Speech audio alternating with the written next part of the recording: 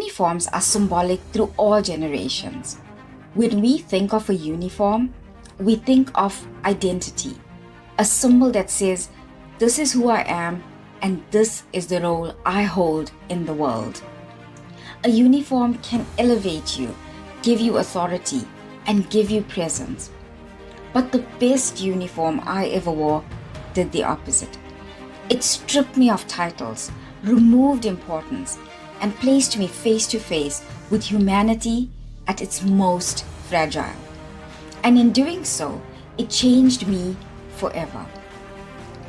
So let me take you back in time to where the story really begins. In 2020, the world slowed down. COVID arrived, fear filled the air. Certainty disappeared. Like many others, I found myself quietly asking a question that had nothing to do with success or ambition. It was, what really matters now? This question led me somewhere completely unexpected. I found myself taking a caregiver course. Soon after, I began volunteering as a caregiver to mentally and physically disabled individuals, both young and old. Almost a year of my life was spent at this home of care. No applause, no recognition, no spotlight. There was only a need. Now, if you've ever been in contact with a caregiver or you've seen one, you would know that they wear special uniforms. My caregiver uniform was navy blue. It was a two-piece, a top and pants. The top was too wide, the pants were too long, the fit wasn't great. It was too hot to wear and the fabric was just heavy and uncomfortable. And yet, it was the best uniform I have ever worn. Because it didn't elevate me above anyone. It lowered me into the sacred space of vulnerability, dependence, and trust. This uniform was not a symbol of power. It was simply identification. It said, I am here to serve. Now, I understand we all think differently based on the environment we grow up in. So, care may have a different meaning to you as it does for me. While growing up, I understood that care meant love shown through daily responsibility. I grew up in a home where care felt normal. My mom cared for me. She cooked, she cleaned, she held everything together. But when I became a caregiver, I learned something deeper. Care was no longer just helping someone. It became leading someone. And this is where my journey as a caregiver truly began. I had to learn to lead by action without being asked. Leadership as a caregiver looks like patience. It looks like staying calm. It looks like doing the work even when no one is watching. There is no applause, no titles, no recognition, just responsibility. In caregiving, leadership doesn't mean giving orders. It means paying attention. You notice what someone needs before they can explain it. You slow down when they cannot keep up. You step in quietly without being asked. And that is when I understood. Real leadership is not always about being in charge.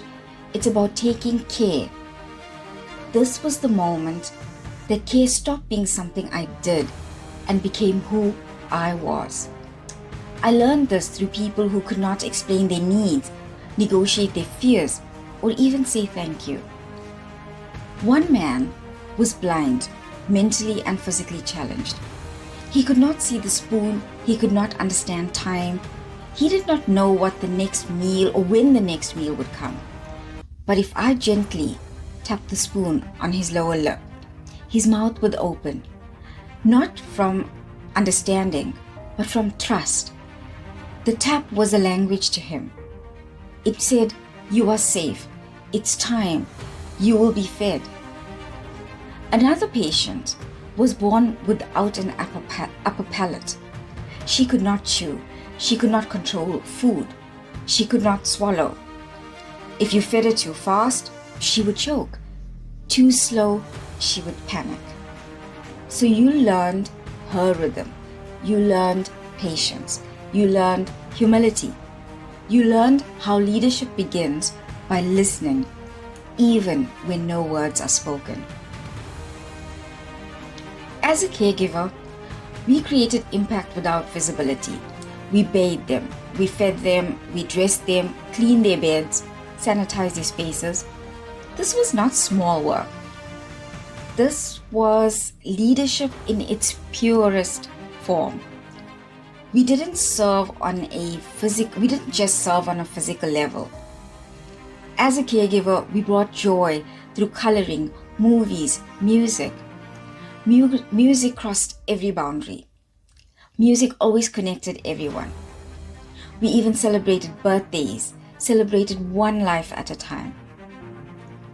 Of course, many of the patients there had families who loved them deeply, who would want to be there for them, but could not because they could not provide 24-hour care that was needed.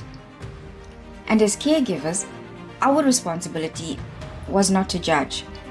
We understood that love is not always lack of willingness.